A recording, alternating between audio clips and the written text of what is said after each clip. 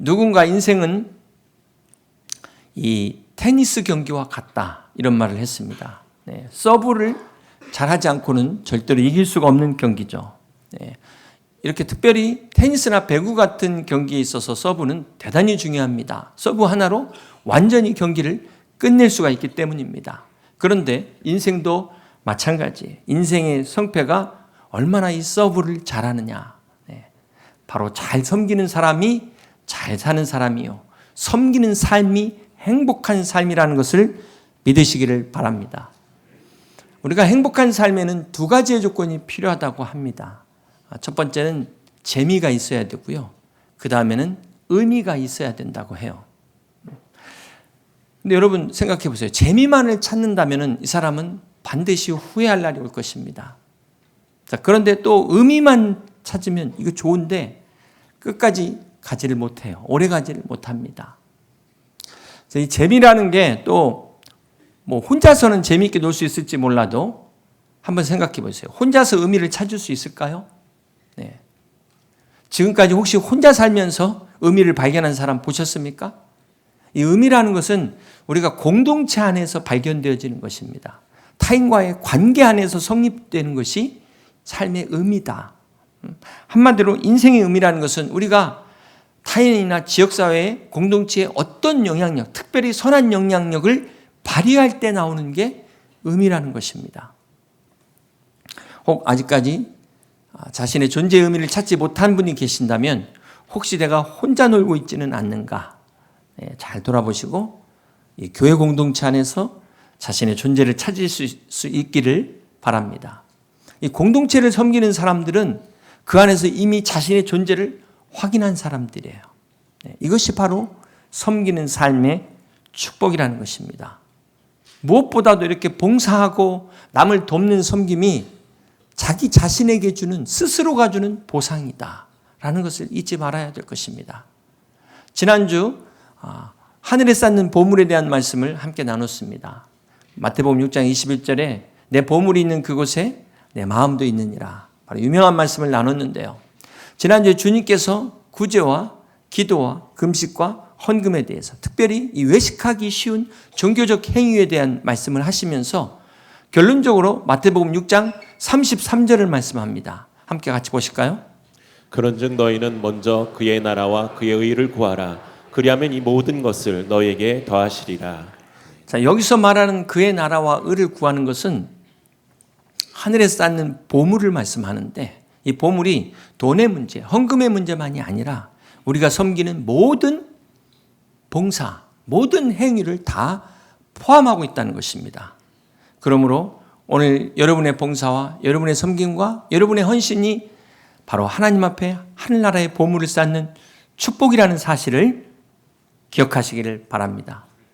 오늘 본문의 에베소서 4장 12절은 이런 성도를 온전케 하며 봉사일을 하게 하며 그리스도의 몸을 세우려 하심이라. 우리가 다 하나님의 아들을 믿는 것과 아는 일에 하나가 되어 온전한 사람을 이루어. 자, 여기 보시면 솔직히 우리는 연약한 인간인데요. 자, 연약한 인간에게 온전이라는 게 과연 가능할까? 어떻게 생각하세요? 그럼에도 불구하고 하나님께서 온전이라는 단어를 사용하셨다는 거예요. 자, 여기서 우리는 뭘 찾아야 됩니까? 자, 하나님이 우리를 향한 기대, 기대가 있다는 거예요. 하나님의 기대가 있다는 것입니다. 하나님은 오늘도 우리가 언제까지나 어린 아이에 머무르기를 원치 않으십니다. 이제는 영적으로 장성한 분량에 이르는 온전한 사람이 되기를 원하십니다. 사랑하는 성도 여러분, 2024년 어느덧 12월이 되었는데 과연 우리의 영적인 상태는 어떤 상태인지, 혹 아직도 어린아이에 머물러 있지 않는지 우리 자신을 돌아보시기를 바랍니다. 에베소서 4장 14절 말씀입니다. 이는 우리가 이제부터 어린아이가 되지 아니하여 사람의 속임수와 간사한 유혹에 빠져 온갖 교훈의 풍조에 밀려 요동하지 않게 하려 함이라. 여기서 어린아이는 말 그대로 이제 연약함을 상징하죠. 어린아이들의 특징이 있습니다. 이 아이들은 이 남의 말을 잘 분별을 못하지 않습니까? 그래서 쉽게 속아 넘어가요.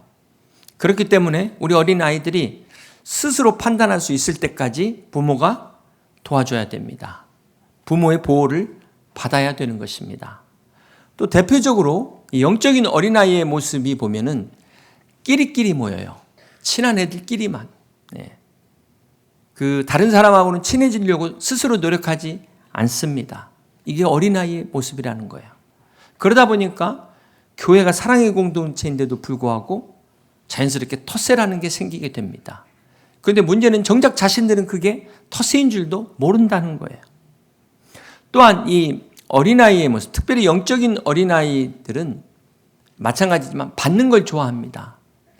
성인이 됐는데도, 다 컸는데도 부모한테 받기만을 바란다면 이거는 성인 아이 아니겠습니까? 그런데 기도할 때도 계속 끊임없이 달라고만 기도한다는 거예요. 신앙생활 한 지 도대체 몇 년이 지났는데도 맨날 달라는 기도만 한다는 겁니다. 또한 이 어린아이는 스스로 일하려고 하지를 않습니다. 심부름 시키는 것조차도 귀찮게 생각합니다. 집안에 할 일이 많은데도 그냥 누군가 하겠지. 나하고 상관없다 생각하는 게 어린아이예요. 그냥 차려주는 것만 먹고 자기 하고 싶은 것만 하고, 이게 어린아이의 대표적인 모습이라는 것입니다. 사랑하는 성도 여러분, 오늘 본문의 성도를 온전케 한다는 것은 15절에 보면 오직 사랑 안에서 참는 것을 하여 범사에 그에게까지 잘할지라 말씀하고 있습니다. 오늘 우리가 어린아이에 머무르지 말고 자라야 한다는 것입니다. 우리가 처음에 예수 믿기 시작할 때는 다른 사람 손에 이끌려서 나오게 되잖아요. 그때 대부분 이제 다 인도하신 분이 챙겨줘요. 여러 가지로 기도도 해주시고 때로는 밥도 사주시고 선물도 해주시고 어린아이 다루듯이 보살펴 주십니다. 얼마나 감사해요. 자, 그런데 이분이 신앙이 자라게 되면 이걸 깨닫고 너무나 감사해서 이제 스스로 하려고 노력하게 되고 다른 사람에게도 또 베푸는 삶이 되는 겁니다. 그런데 자라지 않고 여전히 어린아이의 모습을 갖게 되면 어떻게 될까요? 계속해서 받기만을 바라는 거예요. 받는 것만을 즐깁니다. 그러다 10번 자라다가 한 번 잘못하면 상처받듯이 그 한 번 소홀했다고 상처받고 교회를 떠날 수 있다는 거예요. 자, 이런 사람이야말로 성경에 사람의 속임수에 빠지고 간사한 유혹에 빠져 온갖 교훈의 풍조에 요동하기 쉬운 어린아이와 같다는 것입니다. 사랑하는 성도 여러분, 아직도 세상적 성공에만 머물러 있다면 이것은 어린아이의 상태입니다.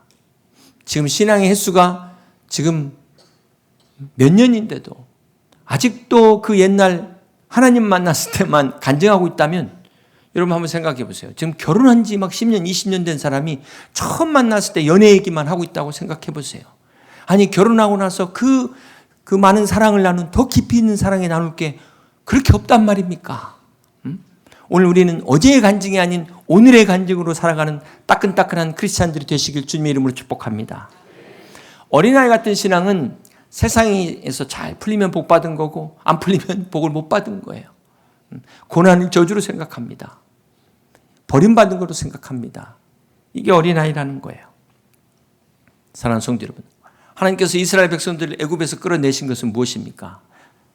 바로 단순히 젖과 꿀이 흐르는 땅에서 근심 걱정 없이 살아라가 아니잖아요. 하나님의 거룩한 백성으로 살라고 하나님이 불러내신 것입니다. 그러므로 오늘 우리도 이 어린아이의 태를 벗어야 됩니다. 어린아이의 신앙은 항상 주기만을 바라고 받기만을 바라는 신앙이에요. 계속 기저귀 차고 있고 젖병 빨면서 유아 상태에 머물러 있는 겁니다. 이 상태는 조금만 바람이 불어도 넘어질 수밖에 없고 날아갈 수밖에 없어요. 지금 코로나가 언제적 얘기입니까? 그때 날아가셨는데 아직도 지금 어디 계셨는지 확인조차 안 되는 분들이 있잖아요. 여러분, 독수리가 그 집을 짓는 방법을 보면은 그 높은 그 벼랑 끝 그 꼭대기에다가 그 높은데 둥지를 짓습니다. 이때 가시덤불을 갖다 밑에 깔고요.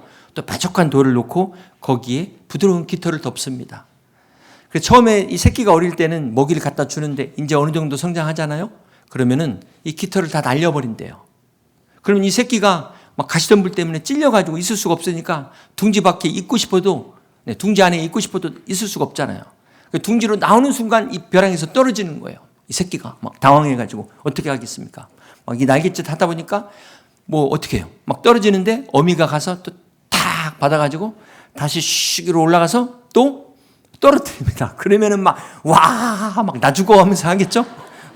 그러면 다시 또 딱 받아가지고 또 올려놓는 거. 언제까지? 날 때까지. 네. 그래서 독수리가 하늘의 왕자가 되는 겁니다. 여러분, 성도가 스스로 훈련해서 서지 않으면 하나님께서 어떻게 하실까요? 보금자리를 흔들어 버려요. 네. 그 보금자리를 뛰쳐나와서 하나님 앞에 엎드리게 만드신다는 겁니다. 때로는 고난이, 이 시험이 우리로 하여금 더 강건하게 만드는 축복이라는 사실을 잊지 마시기를 바랍니다. 마태복음 19장 30절에 보면 그러나 먼저 된 자로서 나중되고 나중된 자로서 먼저 될 자가 많으니라 그러셨어요. 신앙은 결코 횟수가 아니라는 것입니다.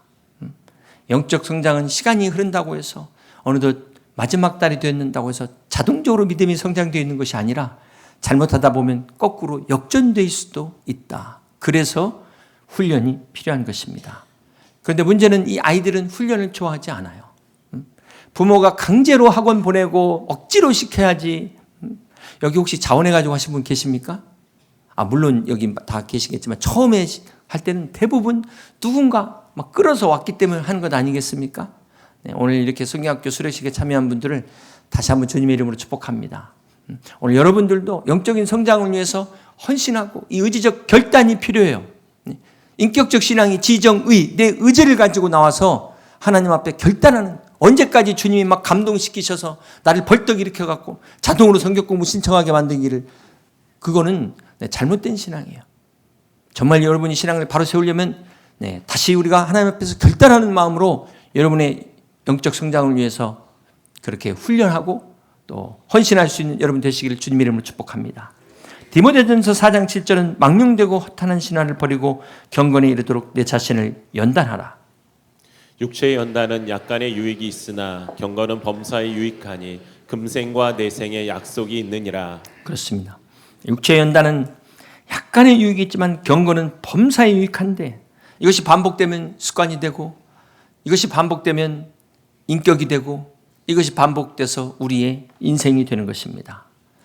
사랑하는 성도 여러분, 우리가 세상의 것을 위해서는 얼마나 열심히 노력하고 정말 연습하고 정말 할 수 있는 모든 걸 다 하고 대가를 지불하는데, 과연 내 영적인 성장을 위해서는 어떤 대가를 지불하셨으며 어떤 노력을 하셨습니까? 항상 강조하지만 구원은 은혜로 받는 것이지만 영적인 성장은 내가 노력하는 만큼 받는다. 대가를 지불하는 만큼 내 영적 성장이 이루어진다는 사실을 잊지 마시기를 바랍니다. 그러므로 오늘 본문 15절에 오직 사랑 안에서 참된 것을 하여 범사에 그에게까지 자랄지라 그는 머리니 곧 그리스도라 말씀하고 있습니다. 우리 신앙에 분명한 목표가 있는데 그 목표가 내 옆 사람이 아니에요. 나보다 못하는 사람이 아닙니다. 바로 예수 그리스도를 목표로 두고 자라가라는 거예요. 네. 오늘 주님이 그렇게 말씀하십니다. 사랑하는 성도 여러분, 어린아이가 성장을 안 하면은 부모에게 근심이고 걱정 아니겠습니까? 자, 그런가 하면 영적인 노화도 문제입니다. 조로증이라고 들어보셨겠지만 원래 병명이 허친슨 길포드 프로제리아 신드롬. 이 이름이 어떻게 나왔냐면은 이 병을 처음 발견한 조나단 허친슨과 헤스팅스 길포드, 이 두 사람의 이름을 따서 지은 겁니다. 이 조로증이라는 게 정상적 성장이 멈추고 급격한 노화 현상을 일으키는 병입니다. 병.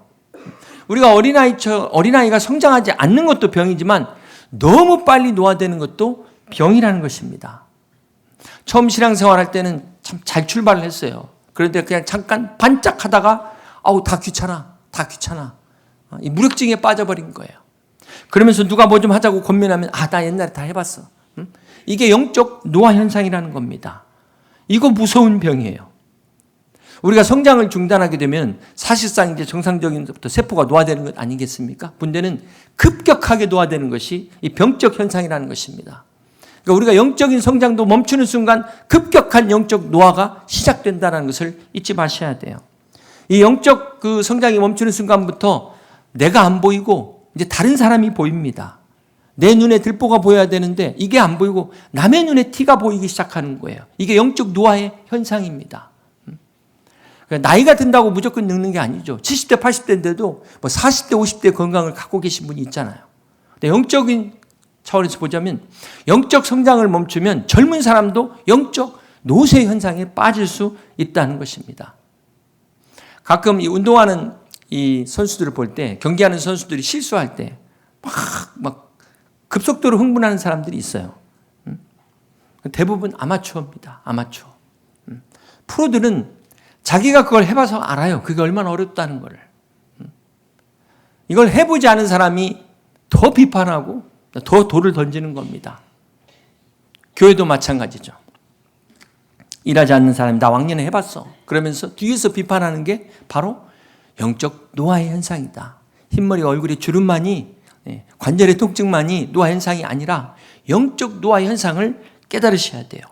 육신의 노화보다 더 무서운 것이 정신적 노화입니다. 이것보다 더 무서운 것이 영적 노화라는 것을 잊지 마시기를 바랍니다.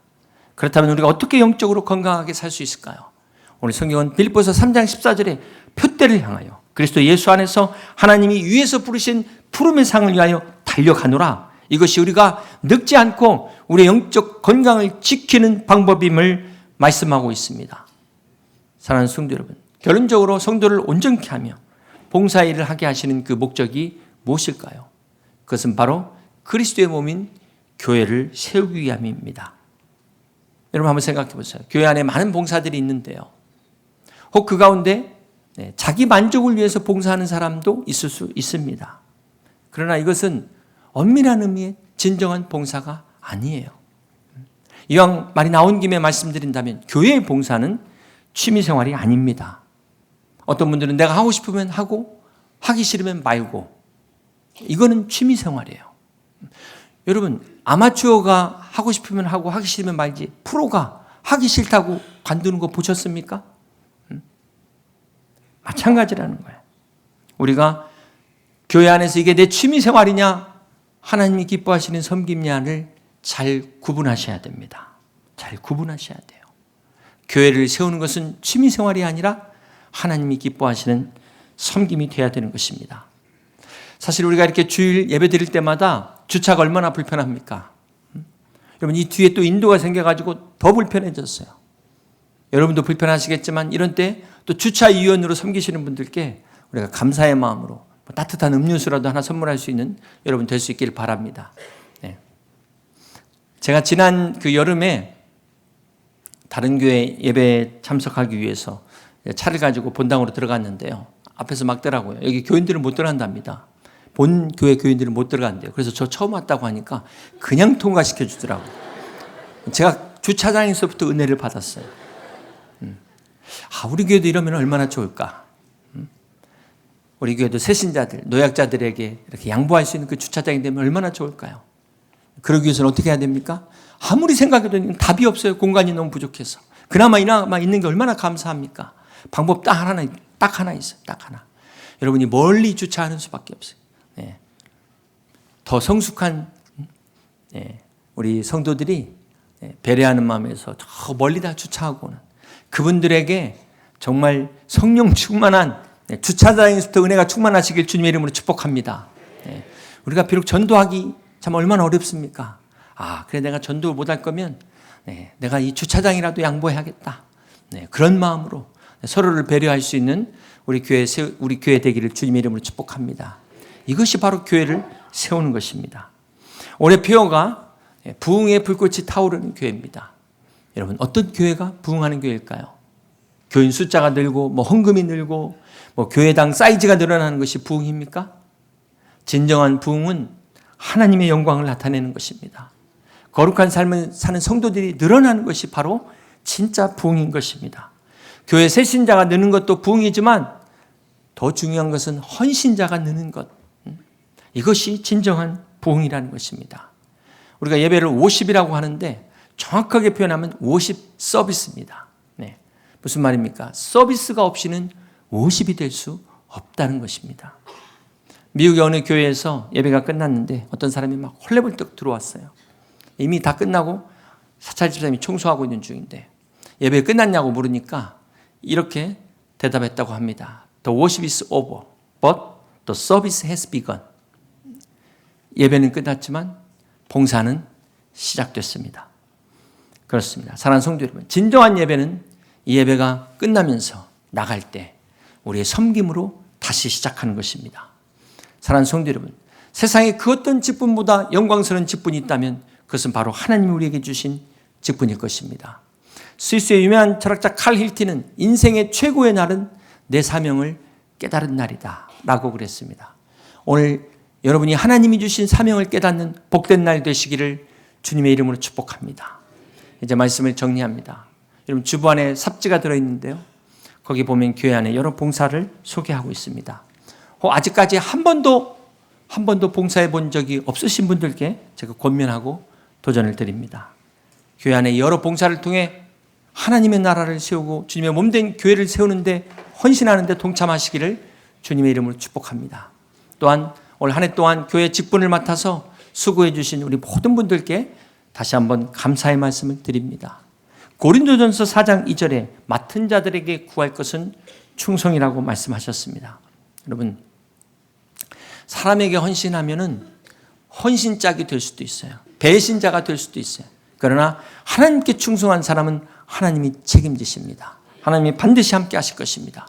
하나님께 충성은 내 뜻과 내 생각에 하나님의 도우심을 얻는 것이 아니라 하나님의 뜻과 하나님의 역사 가운데 내가 순종하고 동참하는 것이 헌신이라는 사실을 잊지 마시기를 바랍니다.